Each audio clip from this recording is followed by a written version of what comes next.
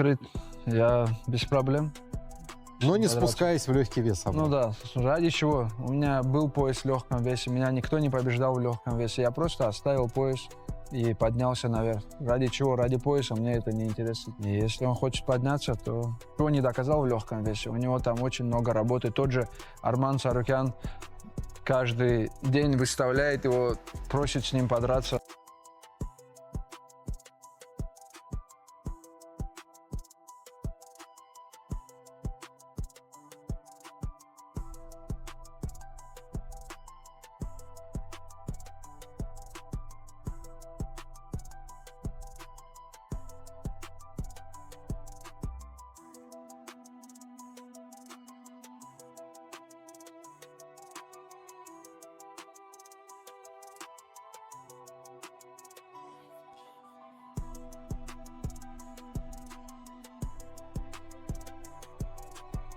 Ну а теперь про ваших потенциальных соперников. Я понял, что вы в легкий вес возвращаться не собираетесь, но все же есть Илия Topuria.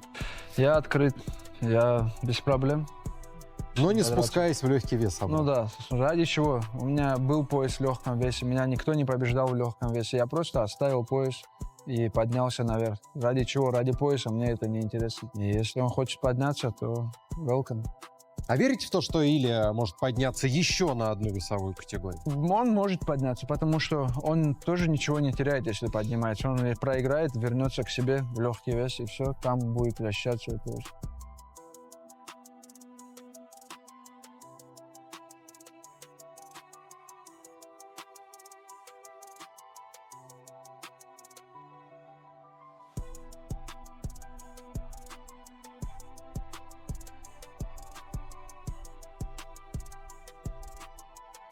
Но этот бой больше нужен Topuria, как вы сами считаете, чем вам? 100%. Я и так являлся чемпионом в легком весе, и я спускаться точно не буду. А ему, я повторю, что он ничего не теряет, если он поднимется. С моей стороны, и это не будет правильным звать кого-то с меньшего веса, который только стал чемпионом. Он еще ничего не доказал в легком весе. У него там очень много работы. Тот же Арман Tsarukyan каждый день выставляет его, просит с ним подраться.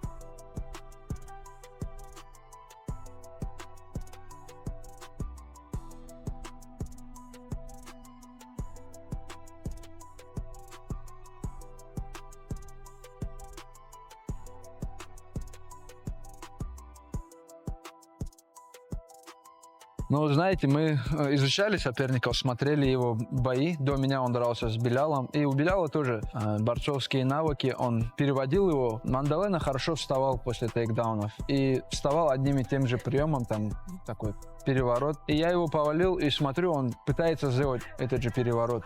Но я уже был готов к этому и защищался. И я понял, что у него ничего другого нету кроме этого переворота. И про себя говорю, и это все, больше ты ничему не научился, больше у тебя нет других навыков, чтобы встать в стойку. И тогда я понял, что он там надолго.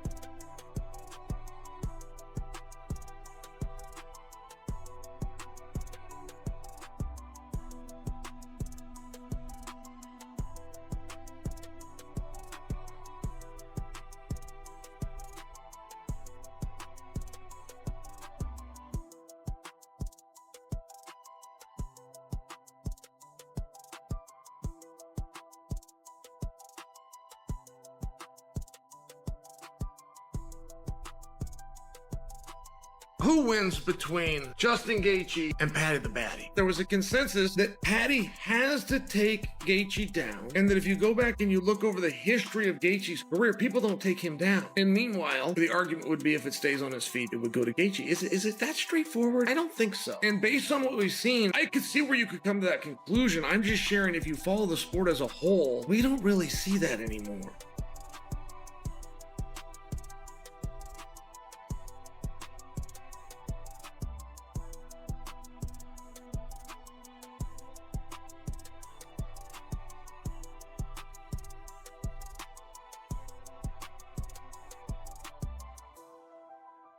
We see him weigh in 2 weeks as a backup fighter for UFC 324. What's his situation? Can we please forgive him? Whatever he did to get himself in this weird purgatory, can we also remember that he agreed to be a backup fighter, that he did a training camp, that he flew out to Las Vegas, he went through the commission, he made weight, he was ready to go in on a moment's notice. You get something for that. I want him to get something. I want him recognized. I forgive Arman Tsarukyan. I want other people to forgive him.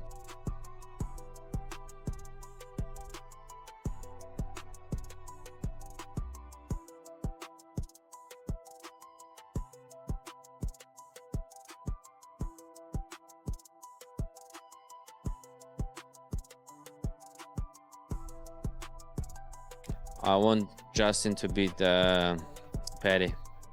Yeah, because that Justin he's gonna fight with me, but Paddy, if Paddy wins, he's gonna try to avoid me, trying not to fight me, because he's not man like Justin.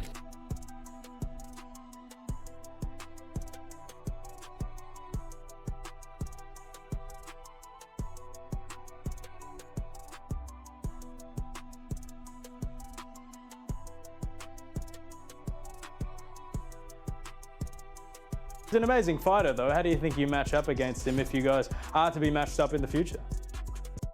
I hope I eventually fight Arman because I want to shut him up. He's a little idiot. I'd love to beat him up.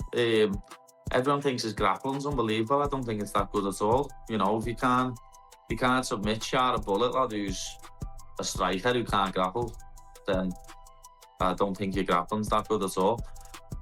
Before he fought Danuka, I thought that Arman may have been a tougher fight for me stylistically than Ilia, but after watching that fight, he's not. Ilia's a much tougher fight.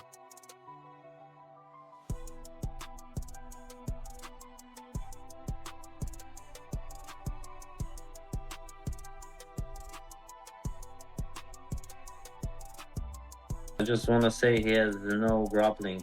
He trains with guys. He never compete even the high level. He never compete in jiu-jitsu or grappling. I saw him. He had a fight, grappling fight, and he tapped or he lost. So he's a trash can in the grappling and the wrestling.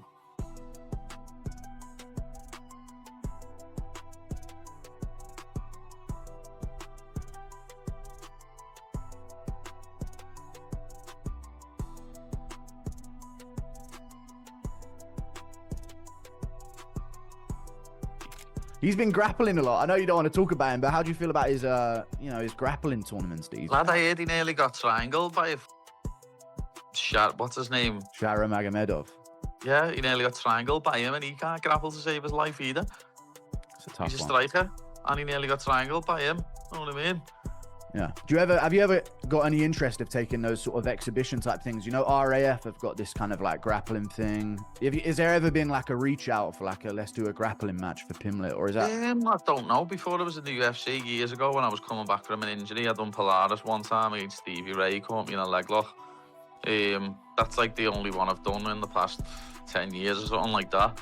I used to do grappling competitions all the time when I was younger and stuff like that, but obviously I'm focused on fighting now. I don't, like, he can go off and do all these other things if he wants, lad, but hopefully he takes his neck doing them.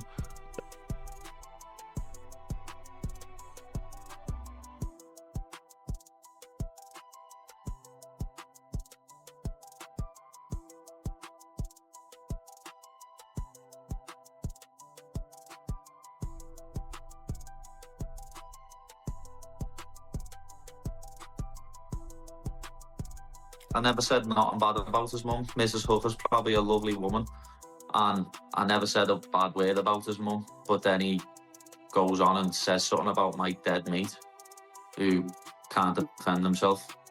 It was a bit weird. I had my friend's family messaging me saying what's going on here and all that. So, like, the way people have went on about what I said, but no one condoned what he said and said, "What are you doing?" mentioning someone who's dead is very, very strange. But you know, that's the MMA world for you. No matter what I do, no matter what I say, people will make me look like the worst man alive. when I just used an analogy for how bad Dan Hooker's grappling is.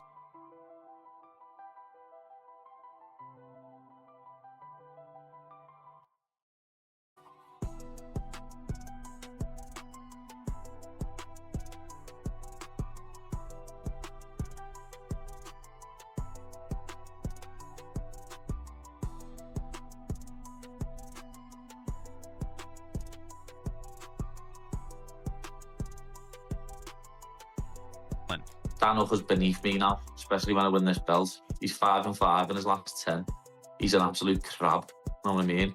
People are calling Michael Chandler washed, and Michael Chandler knocked him out in 2 minutes. So what's Dan Hooker? You don't mention dead people. And that's what Dan Hooker's done.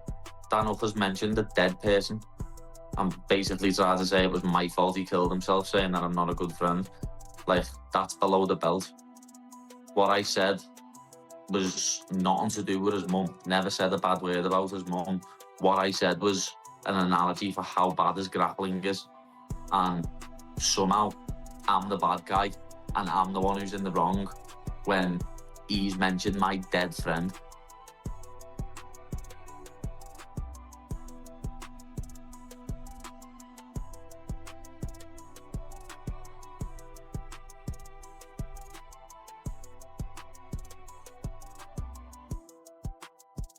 And lad, people are saying like Justin Gage, he's older than that lad. He's 2 years older than Dan Hooker. That's true. Dan Hooker couldn't grapple a rapist off his ma. You know what I mean?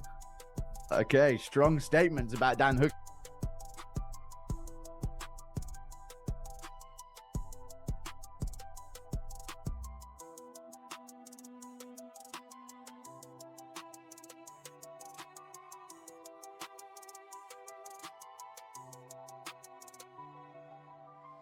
No, he was number 7. You know, I don't actually give a fuck. I hate everyone ranked in front of me. Yeah, I like it. You know what I mean? That's just, you can like me then. If you're behind me, Great bloke. great bloke, absolutely love it. Second you get above me, I'll fucking hate your guts. I hate that your head's attached to your body. I like the style. I like the style.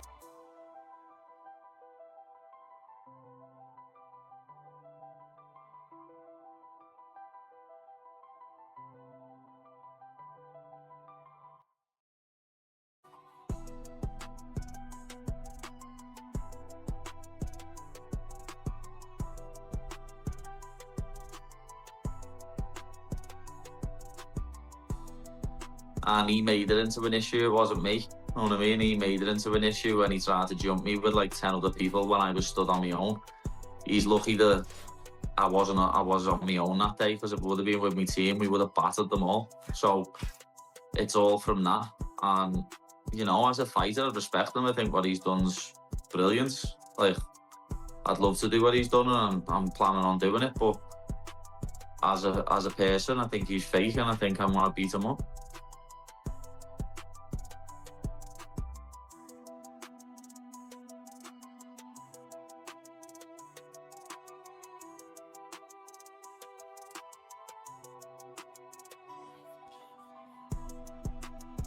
Like with Ilia looks like. Yeah, I think I beat him up as well. You know what I mean? Like, he's very small compared to me. You know what I mean? He's up to like here. He's not that wide. You've definitely seen that video of him and Pantoja stood next to each other, and they look the same weight. So, like, there's weight classes for a reason. And if he wants to fight me at 155, it'll get seriously messy on us.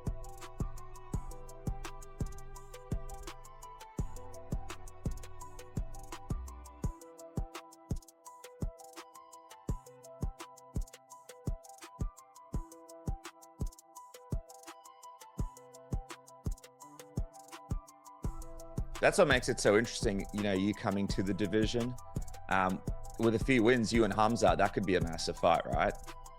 Yeah, you know, we were supposed to fight at welterweight in the past. You know, they were talking about making that fight happen. So I love that fight. I think it's a great fight for me. He's not going to take me down and hold me down. I'll get right up. You know, collegiate wrestling teaches you fight the hands, you know, look for underhooks, get right back to your feet. So he's not going to be holding me like he did his last fight with Dricus. It'll be a completely different fight. And then it's a striking fight. And I think he's scared to strike. I don't think he likes to strike people. He doesn't like to get hit in the face. So you know, I love that fight. So the quickest path to get there is what I'm looking for. If it's Izzy would be a great stylistic matchup, and then, you know, whoever else is next, and then boom, let's do it. Comes.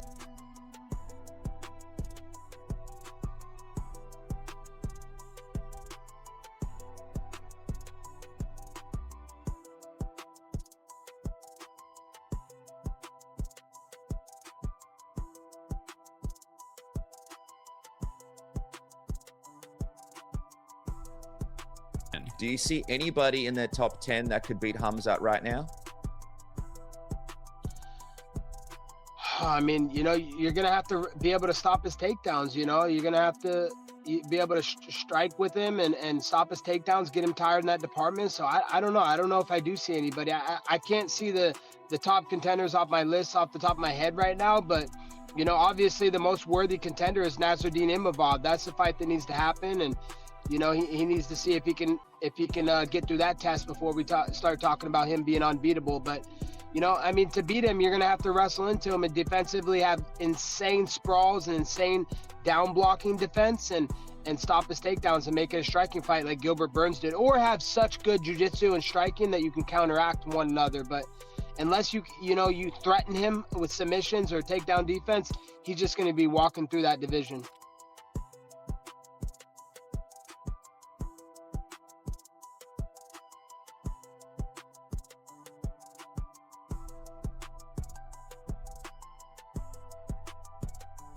I think someone like Israel Adesanya, that's someone that intrigues me, a former champion, you know, like myself, you know, someone that generates hype, has a following, has a platform and a brand. So, you know, I think the Izzy fight makes a lot more sense than anything. And it's someone I don't really like. He's talked a lot about me in the past. So let's see if he can actually back that talk.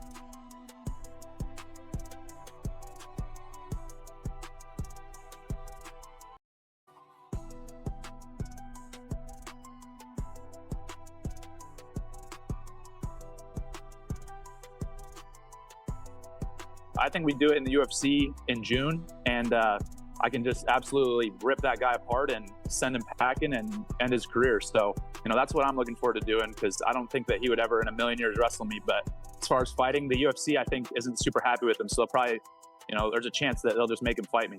Wow. So you're saying White House card, you versus Colby. That's what you're referring to. Yeah, absolutely. You know, as we were doing the press conference post event, he said that that he's coming up to middleweight, and so wow, you know, all the wrestling people there asked him, said, "Why don't you fight Bo?" And he was like, "I don't know, he's not on my level." It's like, all right, bro, I'm not on your level. I'm an easy check, so let's get in there and I'll embarrass you in front of the entire world.